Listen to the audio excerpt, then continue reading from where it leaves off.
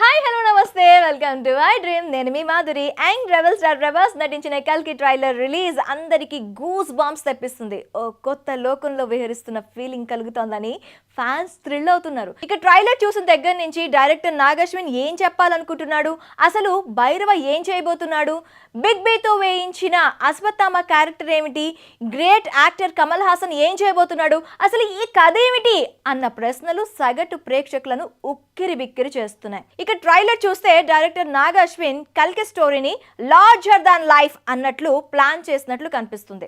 అశ్వత్థామకు time అయ్యిందని రావడం, కలిని చంపడానికి కల్కి సహాయం చేయడం వంటివి కనిపిస్తున్నాయి. ట్రైలర్లో చూపించినట్లుగా కాంప్లెక్స్లోకి వెళ్ళడానికి భైరవ ప్రయత్నిస్తూ ఉంటాడు. అయితే ఇందులో మన బ్రెయిన్ థింక్ చేయించే అనేక కాంప్లెక్స్ విషయాలు ఉన్నాయి. కల్కి పురాణంలో కల్కి తల్లి సుమతి, ఆ క్యారెక్టర్ను దీపికా పదుకునే ప్లే చేస్తుంది. ఆమె ప్రెగ్నెంట్గా ఉన్నట్టు ట్రైలర్లో చూపించారు.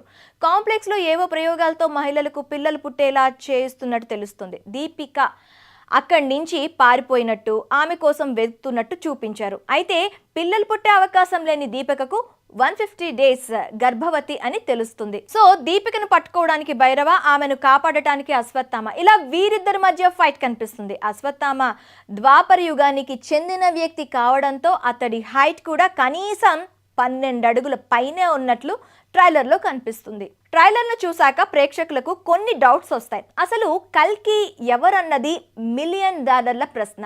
దీపికకు పుట్టబోయే బిడ్డ కల్కినా లేక భైరవ కల్కినా? వీళ్ళంతా కాకుండా మరెవరైనా కల్కి ఉన్నారా? కమల్ హాసన్ వేసింది కలి క్యారెక్టరేనా అనే కామన్ డౌట్స్ ఉన్నాయి. కల్కి ట్రైలర్లో సినిమా కథ కాశీనగరంలో జరుగుతుందని చెప్పారు. చారిత్రకంగా మన దేశంలో వారణాసికి ఎంతో ప్రాధాన్యత ఉంది. అయితే ట్రైలర్లో కాశీ చూపించింది అంతా ఫ్యూచర్కి చెందినది. అంటే అప్పటికి భూమి మీద ఉన్న నగరాలన్నీ నాశనమైపోయి వాళ్ళంతా అక్కడికి చేరుకుంటారేమో.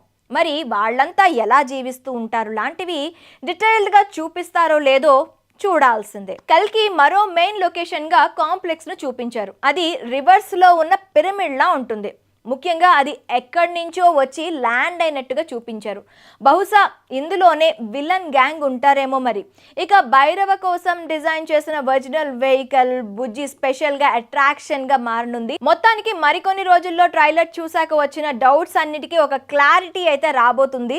ఫుల్ మూవీతో సమాధానం చెప్పనున్నారు కల్కి 2898 ఎడిట్ టీమ్.